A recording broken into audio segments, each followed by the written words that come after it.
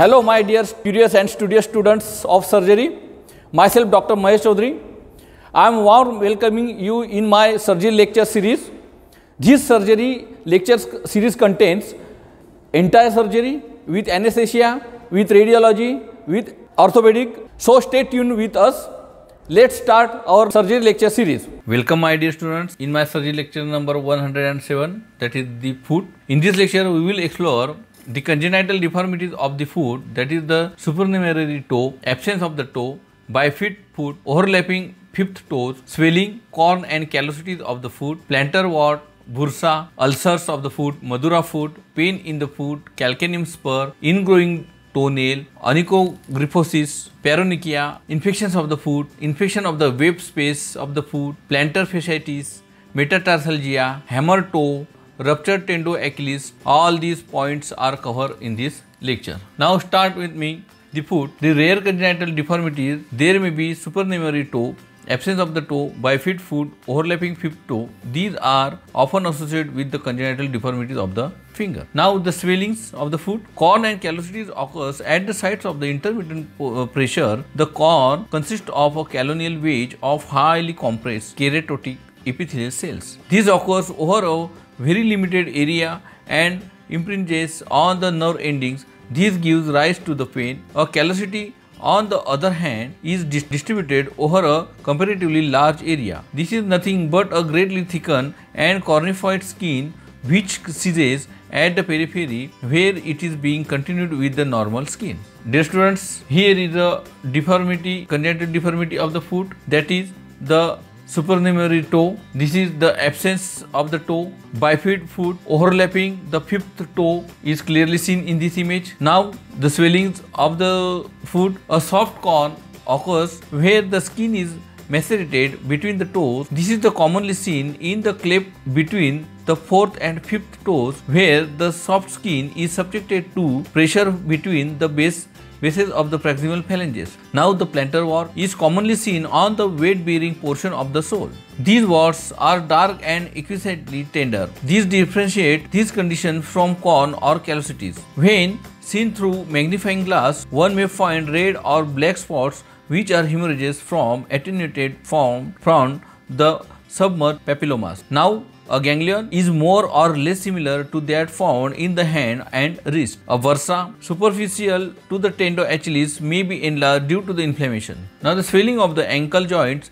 may be due to the effusion in the joint. Dear students, here is an image showing the corn, seed corn, soft corn and hard corn, the site of the corn on the dorsal and ventral part of the foot. This is the next image showing the soft corn. This is the multiple warts and corns on the foot. This is the swelling, ganglionic swelling of the foot, while the right foot is normal and the left foot is affected with the claw foot and claw toes. Now the other causes of swelling of the foot are tumors affecting the foot. Of the tumors, the commonest is malignant melanoma followed by the squamous cell carcinoma. One is the malignant melanoma, occurs mainly on the medial aspects of the sole where the skin is relatively soft. Second is the squamous cell carcinoma. On the other hand, affects the weight-bearing areas of the forefoot where the skin is relatively hard. Due to the pressure of the weight, the tendon and the bones are soon infiltrated and the tumor becomes fixed to the deeper structure. Now the ulcers of the foot. Ulcers of the foot are more often seen in tropical countries and are caused by the various infective agents. Of these, tuberculosis is by far the commonest. Besides these infective ulcers, one may come across perforating ulcers is denervated sole. These are mainly situated on the weight-bearing zone such as the ball of the great or a little toe or a heel. These ulcers are usually surrounded by indurated skin and ulcers tend to perforate right up to the bone, justifying its nomenclature. Ulcers may develop from ingrowing toenail and subliminal exostosis due to the repeated frictions of the skin against the nail or the bony exostosis. The surface becomes granulating. Dear students, Here is the non-healing ulcers on the foot. You can clearly see in this image. Now the next entity of this lecture is the Madura foot, that is the Mycetoma pedis. It was first identified in Madura, Tamil Nadu in India by Gill. It is the chronic granulomatous condition which multiple discharging sinuses in the foot. Organisms responsible are for this Madura foot are mainly Nocardia maduri, followed by the Nocardia brasiliensis, Nocardia asteroides, and Actinomycosis israeli. These are the filamentous organisms similar to Actinomycosis. Now the pathology of this Madura foot are the organism enter the foot who walk barefooted through abrasions or cuts of the foot. These organisms enter the deeper plane and start granulomatous inflammation. Gradually painless pale firm nodules are formed which gradually becomes vesicle, which is turned ultimately burst to form discharging sinuses. Granules are discharged from the sinuses which may be red, yellow and black. In red and yellow types, deeper tissues including bones are involved, causing necrosing osteomyelitis. Tendons and nerve tissues are resistant to the invasion. In black types of infection mainly remains subcutaneous through deeper tissues, that is the muscles, tendon and nerves may be involved. It must be remembered that the regional lymph nodes are not involved until and unless there is a secondary infection takes place. Now this is the image is clearly seeing there is a multiple sinuses on the ventral part of the foot and the dorsal part of the foot. There is a red yellow colored discharge from these sinuses. This is the another image showing the Madura foot. Now the clinical features of this Madura foot are patients are mainly from South India or Africa. They present with painless swollen foot. When hand is involved, it is called Madura hand. Gradually multiple discharging sinuses develop. Renal lymph nodes usually do not enlarge unless there is secondary infection. Now the differential diagnosis with these Madura foots can be differentiated with the tuberculous foot, chronic osteomyelitis, actinomycosis. Investigations is to be done in these Madura foots are the discharge granules should be examined under the microscope which reveals filamentous organism. Culture is performed in Savoman's dextrose agar medium. Actinomycosis granules show sun ray experience with gram-positive center and gram-positive clubs. Management of the Madura foot are rest and elevation of the foot with antibiotics. A long course of dapsone in the dose of 100 mg BD improves this condition in majority of the cases. It should be accompanied by broad spectrum antibiotics to deal with secondary infection. If any, amphotericin is also specified antifungal drugs. Long-term penicillin has been tried. Specific drug is antifungal drug, amphotericin, dapsone, etc. Non-specific drugs like iodine may be tried. In severe cases, the amputation may be required. The other rare cause of ulcer in the foot is the Kaposi's sarcoma. This is commonly seen in the Jews, Italian and Eastern Europeans. Male in the middle of their lives are more susceptible to this condition. Multiple painless plum colored nodules, particularly affecting the lower extremities, are the characteristic features of this condition. The last but not the least is the malignant melanoma is the least of cause of ulcers of the foot. Now the pain in the foot. Pain in the foot can be classified according to the region affected. First is the pain in the heel, second is the pain in the midfoot, and third is the pain in the forefoot. First, pain in the heel. This can be subdivided into pain within the heel, that is the fracture or disease of the calcaneum, that is osteomyelitis or tumor or Paget's disease, and arthritis of the subthalloid joint. Second is the pain behind the heel, that is the tendo-Achilles, bursitis, retrocalcaneum bursitis, apophysitis of the calcaneum, Siever's disease, and rupture and paratendinitis of the tendo-Achilles. And third is the pain in the heel. The third subdivision is the pain beneath the heel, that is the infracalcaneum bursitis, and plantar fasciitis, that is the policeman's heels. These are the subdivision part of the pain in the heel. Now the calcaneum spur. This is usually revealed in X-ray and is a bony projection forwards from under surface of the calcaneal tuberosities. It is nothing but ossification of the plantar fascia at its calcaneal end. This has very little significance so far as the pain in the heel is concerned. That means if a patient complains of pain in the heel and on X-ray one can find the presence of the calcaneal spur, the clinicians cannot infer that the calcaneal spur is the cause of the pain. Very often inflammation of the soft tissue or a bursa beneath the spur gives rise to the pain. And second condition is the pain in the midfoot, that is a strain on the inferior calcaneonavicular ligament, that is the spring ligament, occurs when the foot flattens rapidly due to the weakness of the short muscles of the sole or after prolonged confinement in the bed. Colles disease, osteochondritis of the navicular bone, is another cause of the pain in the midfoot. The usual victim is the child under 5 years of age. Painful limp with tenderness over the navicular bone. In the diagnostic consideration, the navicular bone becomes dense with altered shape. Now, the third part of the pain in the foot is the pain in the forefoot or metatarsalgia. First is the disorders of the foot may give rise to a pain in the forefoot, that is the play foot associated with hallux valgus, curly toes, a claw foot with claw toes. Second is the disorders of the individual toes, that is the hallux valgus, hallux rigidus, ingrowing toenail, hammer toenail, curly toes. The metatarsalgia joints are hyperextended and the toe joints are flexed. Several toes are generally affected. The condition is often bilateral and may be associated with the pes cavus deformity. A positive family history is often elicited. Painful callosities may develop on the dorsum of the foot. Now, the next point is the special varieties of the metatarsalgia. This includes the Freiberg's disease.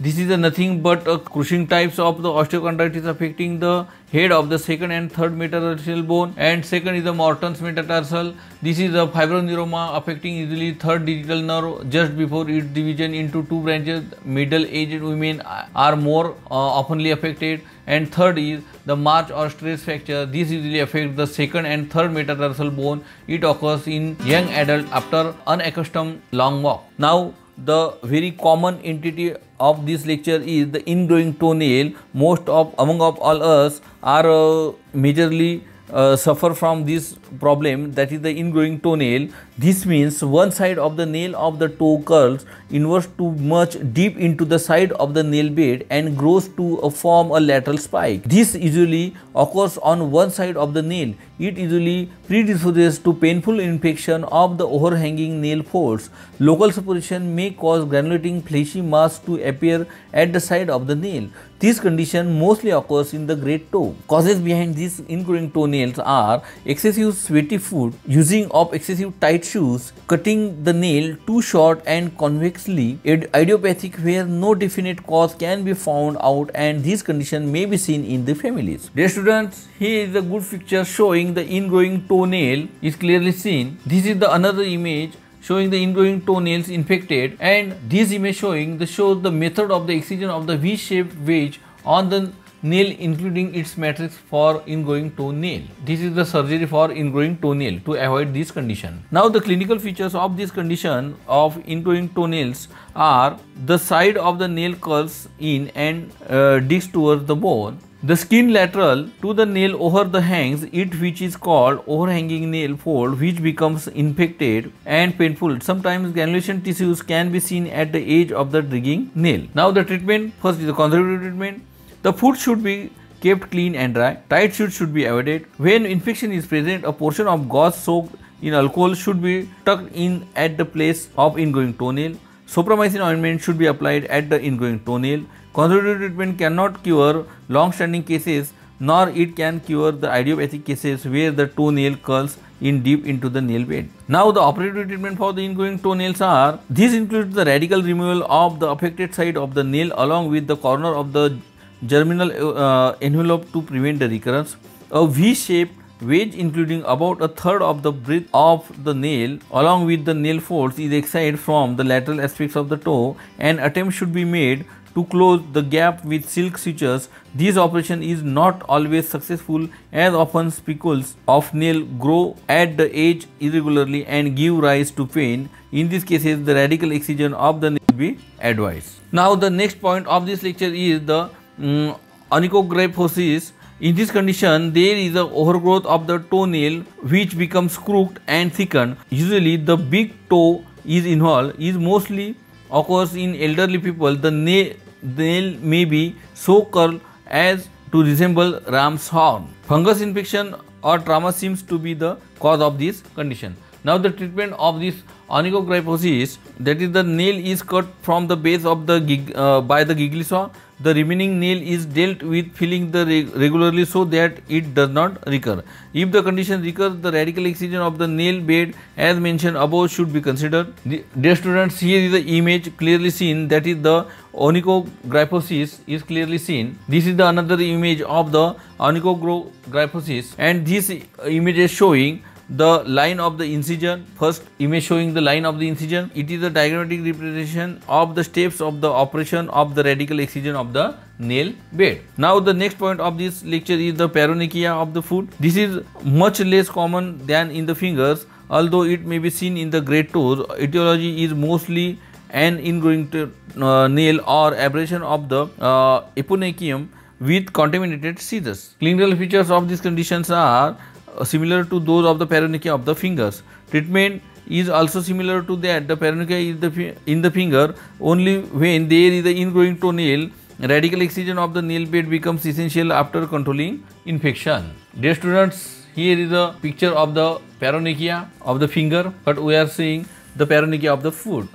Now next is the infection of the foot. This can be divided into minor infections and major infections. Minor infections, these include the ingrowing toenail, fungal infection, infected blisters and infected bursitis. And the treatment is a common basic principle include the rest, elevation and antibiotics. When slough has formed, surgical debridement is necessary with desloughing agents and regular dressing to recover the formation of the granulation tissue. Ingrowing toenail treatment is different. At first, local antibiotic ointment and bandaging and keeping the part dry may help. Now, the major infections of the foot, that is the diabetes, is the main cause of the major infection. When the infection is the superficial, it may lead to the ulcer formation. If the infection is deep, it may involve the deeper tissues including muscles, bones, osteomyelitis and joints, that is the arthritis. With neuropathy, sensation is lost and infection spreads to glucose-laden tissues which lead to the ulcer formation at the pressure area. Now, treatment, if ulceration is present, disrupt the ulcer and excise hyperkeratotic tissues followed by the regular dressing. To make the patient mobile, a skin-tight POP cast is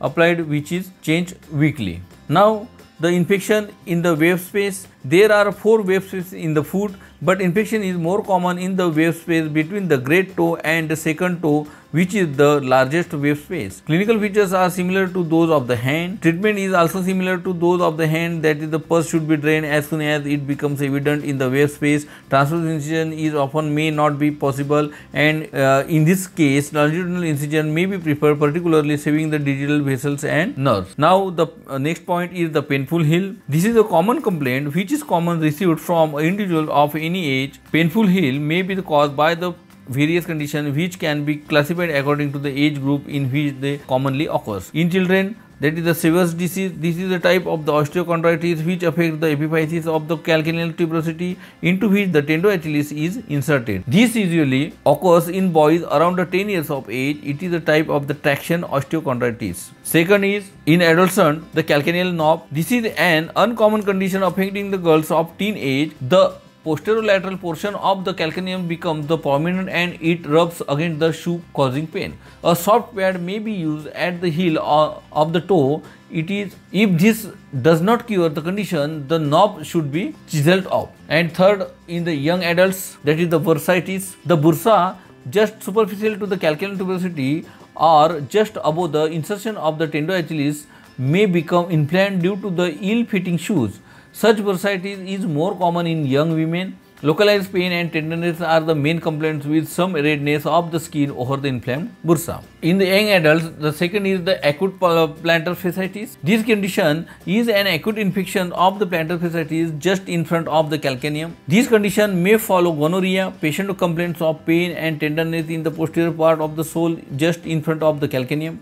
Rest and protection of the painful area with antibiotics often cure this condition. And the third point in the young adults are the following fractures of the calcaneum. Patient may complain of the painful heel for quite long. And fourth is the in middle-aged chronic plantar fasciitis. This is often called policeman's heels. The exact pathology is not known. There is a pain and tenderness below the calcaneum. This condition is more often seen in men between 40 to 60 years of age. And second, in the middle age is the bony spur. From the undersurface of the calcaneal tuberosity is often seen in X-ray with the patient complaining of painful heel. Significance of the finding of bony spur is questioned. It may not be the cause of the painful heel but may be the simple association. And third, in the middle aged, that is the Paget disease affecting calcaneal may cause the painful heel. Now the fifth is at any age the chronic osteomyelitis in the form of the Brodie's abscess may affect the calcaneum to cause the painful heel.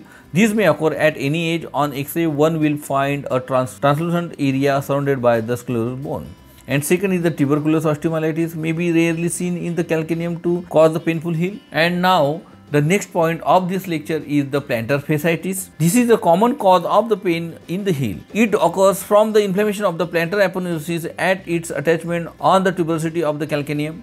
The pain is first a complaint of in the early mornings and gradually improves with the activity. On examination, there is a marked tenderness just in front of the calcaneal tuberosity on its medial aspect. It is often known as the policeman's heels. X-ray may show a sharp bony spur projecting from the tuberosity of the calcaneum. Its significance is questioned and it may not be the cause of the painful heel and may be the simple association. And treatment of these plantar fasciitis are the analgesics and the heel pad usually help. If this does not cure, injection hydrocortisone may be tried. The last course of the appeal is to chisel off the bony spur with division of the plantar fascia. Dear students, here is a good picture showing the painful heel, that is the plantar fasciitis. The calcaneal spur is projecting outside and continuously irritating to the plantar muscles. So there is a plantar fasciitis developed. Now the next point of this lecture is the metatarsalgia. Metatarsalgia is a pain in the metatarsal region is called metatarsalgia. These causes behind this condition are the causes of the metatarsalgia can be best described under three heads, that is the static, inflammatory and traumatic. First, static variety. The various deformities of the foot may be included in this group. Splay foot with hallux valgus and curly toes are often seen in the middle-aged women. This is a frequent cause of the metatarsalgia. Second is the claw foot with claw toes also causes metatarsalgia as the weight in the bone is a limited area. The third is the metatarsal primus varus and metatarsus hypermobilis also cause metatarsalgia. And fourth is the deformities of the toes, that is the hammer toe, claw toes and curly toes also produce the metatarsalgia. Fifth is in the static variety, that is the hallux disorder, that is the hallux valgus, hallux rigidus or ingrown toenail also cause metatarsalgia. Dear students, here is the image showing the metatarsalgia, the point of the metatarsalgia in the foot. Now the second cause of the metatarsalgia is the inflammatory. Rheumatism of the metatarsophalangeal joints, gout, etc. may cause the metatarsalgia. And third cause of the metatarsalgia is the traumatic, that is the injury to the forefoot causes the metatarsalgia for quite a long time. In this group, one special variety is worth mentioning, that is the stress fracture. Now the stress fracture. What is the stress fracture? It is also known as a March fracture. It usually occurs in young adults after unaccustomed long walk. It easily affects the second metatarsal or the third metatarsal bone. An almost invisible crack fracture occurs at the neck of the metatarsal bone. The affected region becomes painful and tender. On palpation, a thick tender area can be recognized, which is nothing but an excessive callus formation around a fine transverse fracture. X-ray may not show any abnormality in the early stage, but later on the fusiform excessive callus may be seen around the transverse fracture at the neck of the metatarsal bone. Now the next point of this lecture is a hammer toe. The deformities which occurs in a hammer toe are hyperextension of the metatarsophalangeal joint, hyperflexion of the proximal interphalangeal joints and hyperextension of the distal interphalangeal joints. Callosities or adventitious bursa may develop over the dorsum of the proximal interphalangeal joint due to the pressure against shoes. The second toe is commonly affected. Dear students, here is the image of the hammer toe clearly seen. The second toe is commonly affecting, you are clearly seen. This is the another image, typical case of the hammer toe. Now the causes of the hammer toe are the toe may have been too long, the shoes use may be too short and presence of hallux valgus. Now the treatment, first is the conservative treatment. Padded curative strapping should be recommended for the children or in early cases. but late cases cannot be treated by conservative methods and operative treatment should be recommended. And operative treatment are the treatment should be deferred till 15 years of age for proper union of the epiphysis, and oval incision is made on the dorsal surface of the proximal interphalangeal joints to excise the callosities and adventitious bursa if present there. Now the next point of this lecture is the ruptured tendo achelis. It is the commonest tendon to rupture. The pathology is almost same as ruptured biceps tendon. Avascular degeneration is the main pathology which causes rupture. Now the treatment, particularly in early cases, the tendon may be sutured with a foot in passively plantar flex position. After operation, a plaster is applied with a foot in equinus position of 8 weeks. A shoes with raised heel is on for a further 6 weeks. In late cases, the switching may be extremely difficult and may not give expected result. It is very difficult to bring down the contracted upper end of normal position. One may try tendon lengthening operation and then suturing. Dear students, here is the image showing the ruptured tendo achelis, and here we cover all the points of the regarding the foot in this lecture. You can watch very good videos on YouTube regarding this to clear your concepts. Dear students, here is the end of our surgery lecture number 107, that is the foot. Thank you.